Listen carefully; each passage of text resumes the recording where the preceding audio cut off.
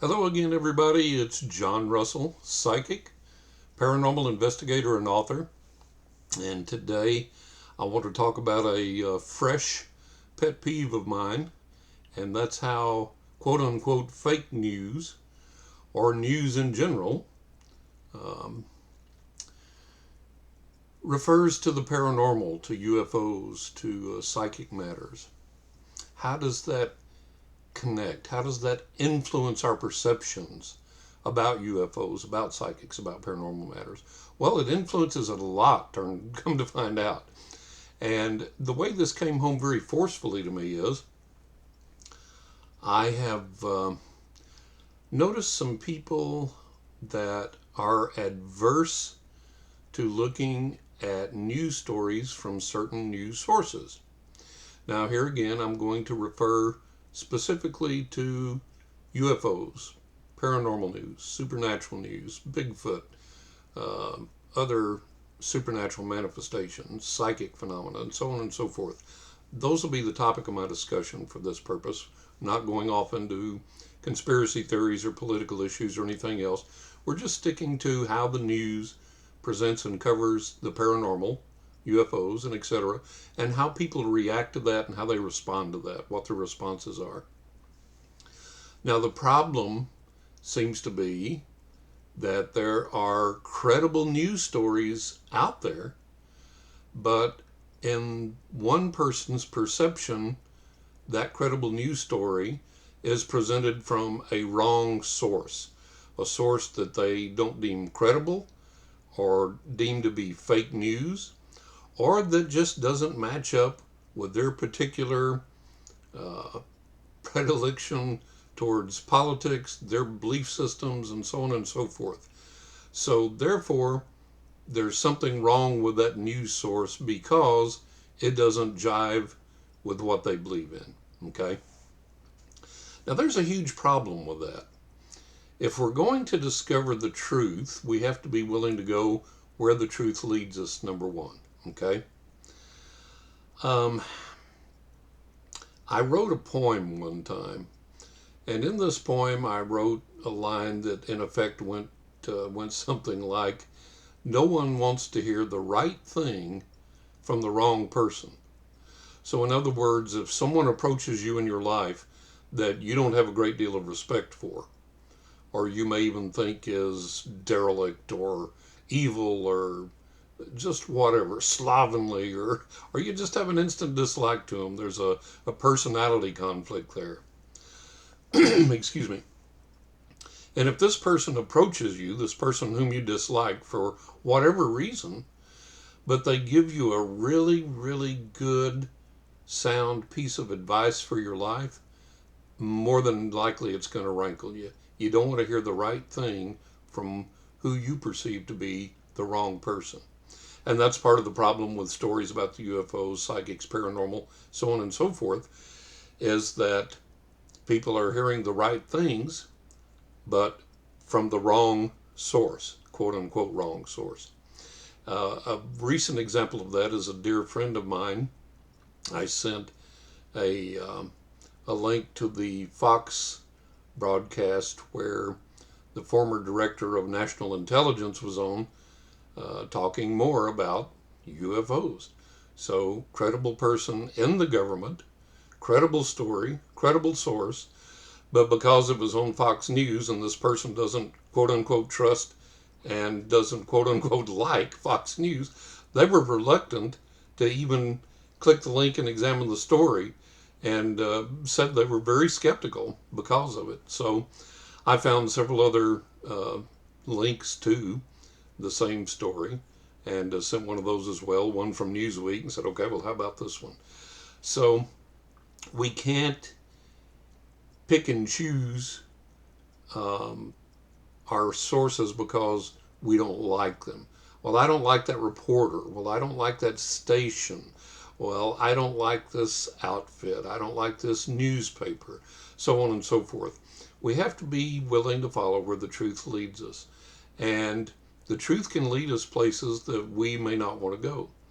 When we decide to examine the truth and examine all aspects of an issue, We have to put aside our personal biases, our prejudices, our pet belief systems, and we have to be willing to examine all sides of an issue from all angles and from all sources in order to arrive at the truth, or at least the most reasonable, what we believe to be the truth that there is, okay? And that may take us into some territory of, well, I don't like this newspaper, but here's a really good article in it, and there's several other credible sources that seem to document this. Or, I don't like this TV network, but here's a credible person on this network, a verifiable person that's in the government or the military or whatever, and he's saying these credible things. So disregard the source, the network or the newspaper or whatever the news source is, and instead look to the message. And that's what we've got to learn to do. That's where things are going to coalesce and come together for us. So we have to get rid of that knee-jerk reaction. Hey, did you see the story in the Washington Post? Oh, I hate the Post. That liberal rag or that conservative rag or that this or that or whatever. Did you see the story in the Times or in Newsweek or on Fox News? Oh, I hate them. I hate that reporter. I hate their outlook. I hate their belief system. I hate whatever. We have to get over that. We have to get past that. We are so stuck on labels now that it affects everything we do, and I have come to absolutely detest, despise, hate these labels. Conservative, I hate that word. Liberal, I hate that word. Democrat, Republican, I hate those terms. What we have to do is say, okay, let's be people on the search for truth and trying to exercise all the compassion that we can towards our fellow human beings. And let's leave it at that. Let's don't involve this church or this political party or this belief system or this thing or that thing. No, I'm not the Antichrist. No, I'm not calling for a one world government. Don't start that. Don't go there. I'm just saying that we can all hold on to our cultural identities without castigating everyone else and demonizing everyone else. And that we can reach out to fellow human beings across the city and across the world and be of help to them, be compassionate toward them, and learn from them. We're not the only country in the world, in the United States, where people have these phenomenal UFO experiences and experiences face-to-face with aliens, so on and so forth. So we can learn a lot from each other. So let's quit stigmatizing the sources, and let's look instead to the messages, okay? Your belief of one source being better than another or worse than another source reflects your personal bias most of the time. Somebody told you, oh, don't listen to this news network. They're nothing but a bunch of liberal retards and a bunch of phonies, and none of them have any sense, and they can't string a coherent sentence together. Don't try and get any news from them. Somebody may have told you about another news source. Oh, they're these right-wing Trump Nazi conservatives from hell that don't want anybody to have any fun and don't want to help anybody on the planet, and you can't get anything reliable there. Then other news sources may, oh, well, that's against our religious beliefs. We hold this to be a certain truth, and anything that goes against that religious belief, we can't listen to, we can't look at, we can't investigate, we can't accept. Folks, that's wrong, man. That is wrong. I have not found one workable religion on this planet. I'm an ordained minister. I was an associate pastor of a small church for a number of years. I have studied everything on religion I could find. I've studied the Bible inside and out and upside down, and religion does not work. Spirituality does, but even that, it's the other side plays peekaboo with us. The spiritual realm is very spotty in its results, and we're constantly being challenged to investigate, to explore, to learn, to figure out how we can better connect with powerful spiritual sources that will enlighten us, guide us, help us, so on and so forth. Okay, so we have to be willing to overlook sources. This magazine, that TV show, that network, that reporter, that newspaper, that website. We have to be willing to get past that, get past our knee-jerk reactions, get past our political prejudices, our religious prejudices, our personal prejudices, and be willing to go and take a listen. Okay? It doesn't hurt you to take a listen. Demons aren't going to possess your soul. You're not going to lose your salvation. You're not going to be hypnotized into joining a cult. Just go check it out. Read or listen to the points of view that are out there. I have personal beliefs that I rely on, and in exercising those personal beliefs, I go to sources that are antagonistic to those beliefs and either view or watch or listen or read what they have to say in defense of their argument against my position. And you know what? In some cases, they're right. So we have to be willing to try that. One of the things that comes up over and over and over again now I'm seeing in UFO research is, well, most of what we read is probably government propaganda anyways. The UFO stories are always accused of, not always, but a lot of times accused of being government propaganda. They're telling us what they want to, and how are we ever going to get to the truth, and so on and so forth. Well, look, we can all agree, if you do even a modicum of research, serious research, that yeah, our government lies to us. Our own government spends propaganda to us. Every government on the planet lies to its citizens and spends propaganda to its citizens. I mean, that's an easy fact to establish. So how do we know about the truth about UFOs? Well, number one, we have credible independent researchers out there that are working very hard to get to the bottom of this and to shed as much light as they can on it and to open these doors up. And I think that we can trust a great percentage of those voices. The logical realization is that our government has lied to us all these years about UFOs. They lied that they existed, and now they've admitted that they do exist, and now they're giving us information in dribs and drabs, a little drip here, a little drip there.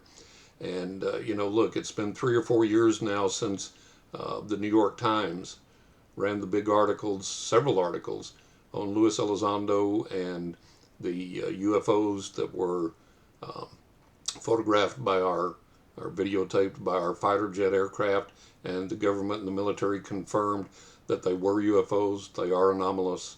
We don't know what they are. We don't know what their intentions are, so on and so forth. That's been 3 or 4 years ago. Now here comes a little drab article out here a little while back, and the Pentagon admits in a mainstream news source, not the far left media, not the far right media, not the wingnut media, not the conservative media, not the liberal media, not the fake news. In a mainstream news source, the Pentagon admits they have anomalous UFO material in their possession that they are testing and examining. Okay? That should be enough to make all the citizens of the U.S. go, whoa, forget the stimulus checks, forget the election, forget this. What?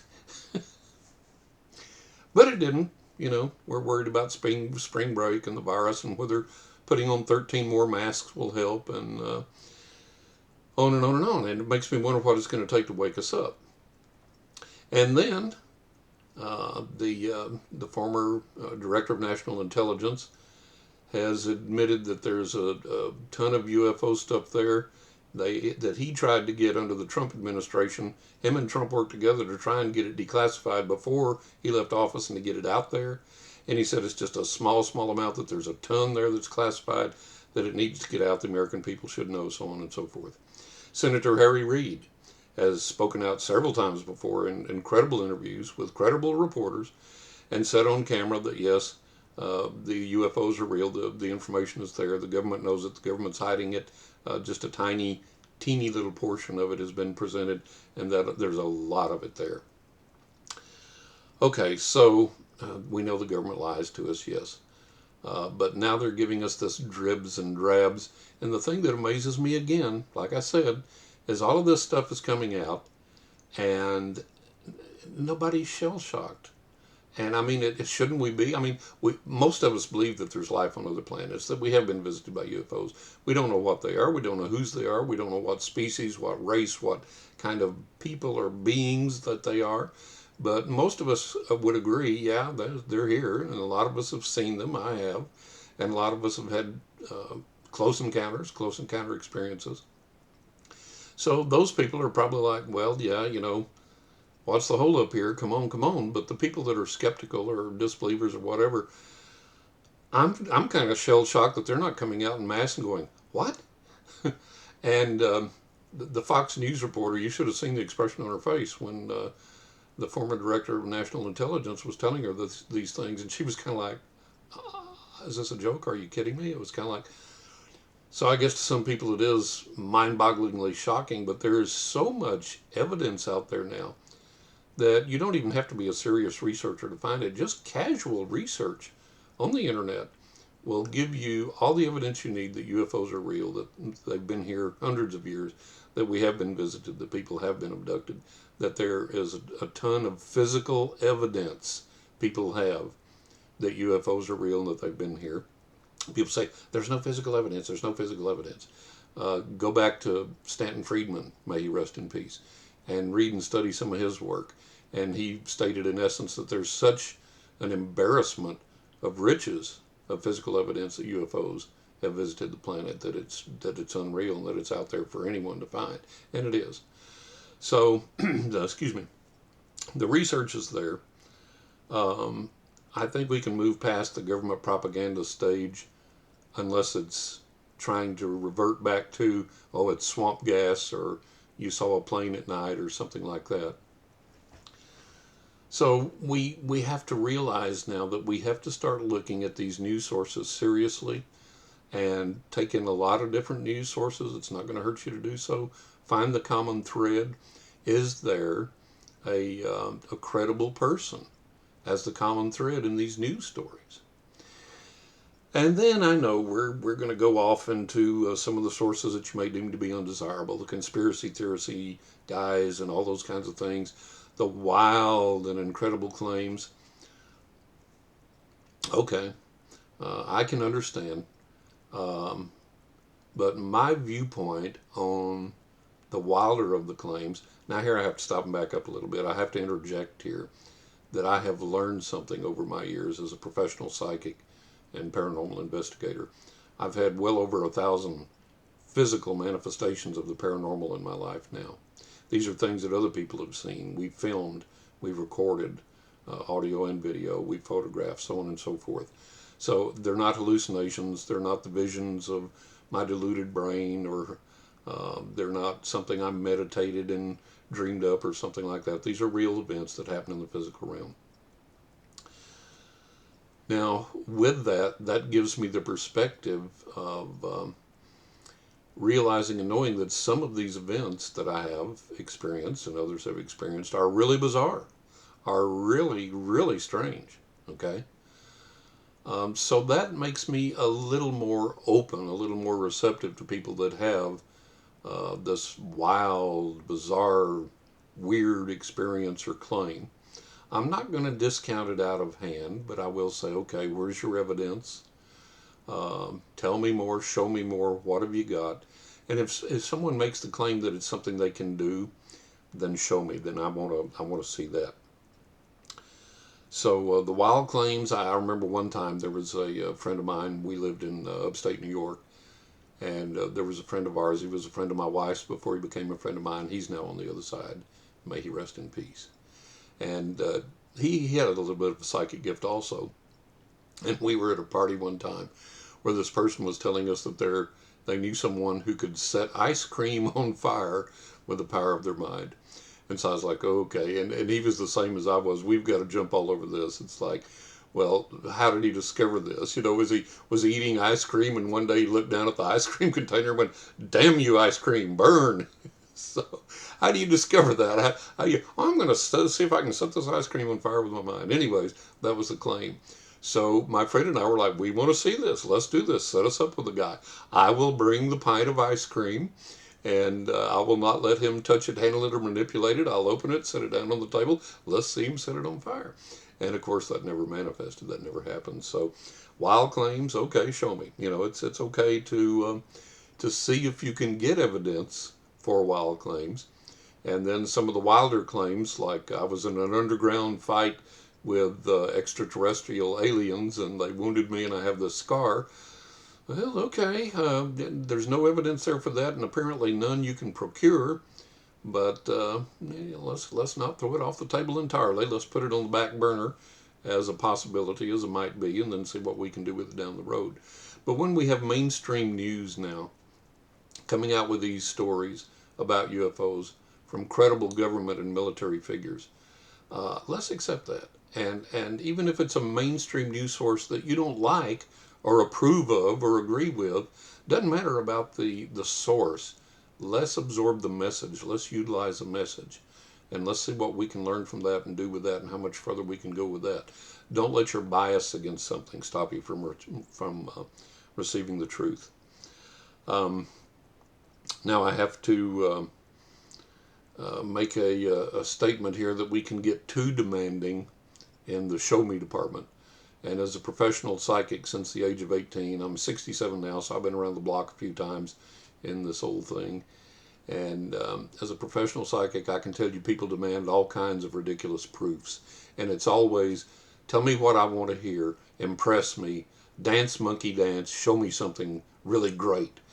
And if I did, it wouldn't be enough. I know it wouldn't be enough because I have tried my best in my younger years to make believers out of people by providing just those very things, and it wasn't. It was never enough. Never enough. So, some of the things get ridiculous. It's like, I had one person, every psychic's a fraud. To prove to me that you're not, tell me which pocket that my wallet's in. Oh my God, if you don't know which pocket your wallet's in, you need more than a psychic. So, and I've always, over the years, people always do the classic thing, what number am I thinking of? And I always say, orange. Or they'll ask, what color am I thinking of? And I'll say, 13. It's like, I'm not a dancing monkey. I'm not a trained bear. I have a very serious gift. I take it very seriously. I'm not God. I can't tell you everything you want to hear. I can't promise you that I'm going to deliver to you everything you want to hear and want to be, or that I'm going to make your future everything that it wants to be. That's up to you. Okay. So we have to be realistic when we are examining the wild claims and not demand too much ridiculous proof or evidence, especially in cases where that may be a little difficult to obtain, or it may not be to our over stringent or over strident liking. All right.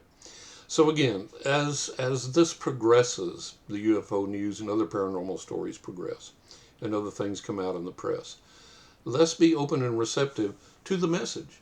And if it's a credible person giving us that message, the director of national intelligence, I'd say that's a pretty well-placed, high-placed, credible person to listen to. If that person is telling us, yes, we have this UFO information, I tried to get more of it declassified and out to the people, and hopefully there's people still working on that and so on.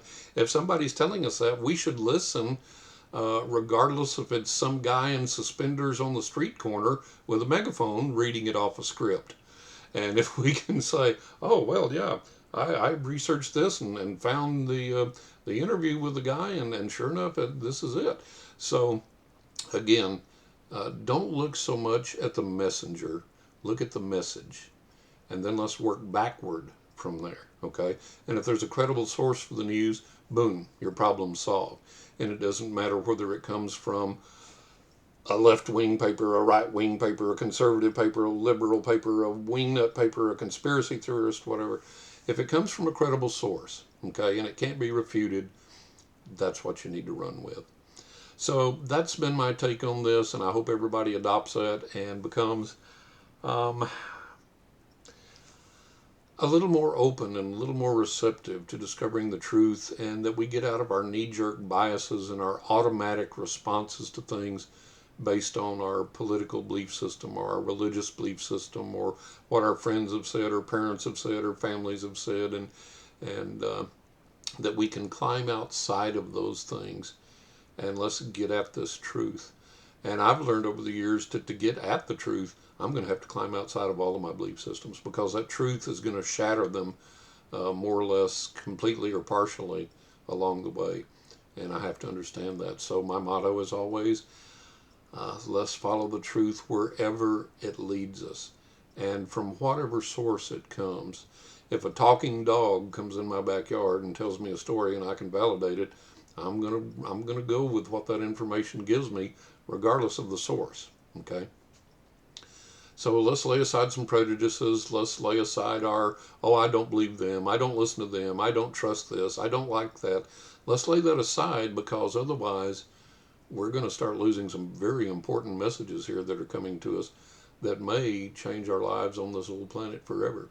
So let's not be so hidebound that we refuse these messages. Okay. Viewer question. I had a viewer question that asked about people that worked in healthcare and like nursing homes, things like that, private duty care, and they have had experiences of people that were dying that saw loved ones, talked to loved ones before they crossed over. They wanted to know if that was common, and yes, it is very common. It's been my experience that a lot of people have that experience where they remain lucid. They haven't gone out of their minds. They haven't gone nuts. But as they approach their death, they begin to see and speak with their deceased relatives or loved ones that have gone on before them and talk to them and see them and talk about them. So yes, that is a very common thing. People that work in nursing homes and in hospitals will tell you that they're experienced with that type of thing. They'll tell you that they see ghosts all the time. They'll tell you that I remember one exciting story where this woman worked in this nursing home, and this patient had died, and I think they had gone in, pulled the sheet up or whatever, and while they were waiting for the coroner to come and get the body, they were standing in the hallway and saw that person walk out of that room, walk down the hallway, and disappear. So yes, all kinds of things happen, interesting things happen for people in healthcare, private duty nurses, nursing homes, hospitals, so on and so forth. And yes, it is very common for those that are dying to see and begin to connect with their loved ones on the other side as they get ready to make that transition. If you have a question about the paranormal that you'd like me to answer here in these videos, email me at johnrussellpsychic@hotmail.com and send your question, and I'll answer it here. And you don't have to give your name I won't mention your name in the answer. You can remain anonymous if you so desire. Okay. And check out my website, johnrussell.net. That gives you all the information you need about getting a psychic reading with me, my credentials, my background, client testimonials, so on and so forth. My 2 books are out, Writing with Ghosts, Angels, and the Spirits of the Dead, and that's available to all major booksellers. You can get more information at writingwithghosts.net. And on there, yeah, here we go again, the personal prejudices. Some people, that damn Amazon, I hate Amazon, I wouldn't buy anything from Amazon. Fine. I've got links to Barnes & Noble, Books A Million, and about 5 mom and pop bookstores, or 4 mom and pop bookstores, and even Walmart. And some people hate Walmart. Okay, go to the mom and pop bookstores, support them, get your copy there. I've provided about 8 ways for you to buy online, and there's got to be a choice there that you like and will enjoy. My other book, A Knock in the Attic, go to aknockintheattic.net. Same thing there. You've got the biggies, and then you've got the small mom and pop bookstores. You can choose those links and select that. Available in ebook form and paperback form. Get one of both if you're like me. I like ebooks and to have a copy of the paperback as well. You can also get personalized and autographed copies of either book from going to my website, writingwithghosts.net or aknockintheattic.net. And there's a way to pay for a personalized and autographed copy there. You can look for that as well. Subscribe to my YouTube channel if you would. Stay tuned. We're going to have a lot of fun. We're going to talk about a lot of things. We're going to cover what's happening in the news from a paranormal, psychic, supernatural perspective, so on and so forth. Answer the viewer questions. And I really appreciate you tuning in. I hope you're enjoying these. I am. I enjoy talking with you. And I'm John Russell, psychic, paranormal investigator, and author. I pray God's richest blessings on you for your health, your prosperity, your healing, your happiness, and I will see you next time. Thanks for tuning in. Bye-bye.